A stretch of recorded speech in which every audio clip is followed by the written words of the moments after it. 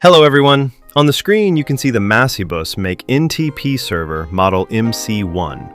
In the last video we demonstrated how to restore the network settings to default. In this video we will show you how to configure the local country time zone offset using a serial console cable. Let's move to the rear side of the unit. Here you can see that we have connected the serial console cable from the COM2 port of the MC-1 to our laptop using a USB to serial converter. The cable used here is part of the standard accessories. It has a DB9 male connector at one end and a DB9 female connector at the other end. Now, we need to open the hyperterminal software. 1. Enter the name as Test. 2. Select the appropriate COM port. 3. Click on OK. Next, it will prompt you to configure the port settings.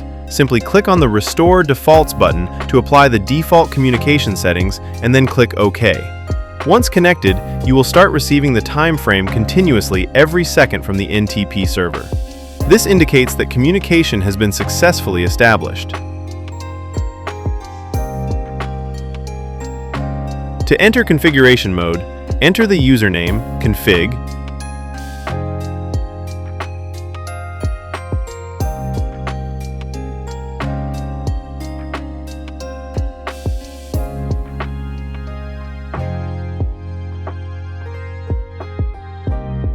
enter the password, Masibus.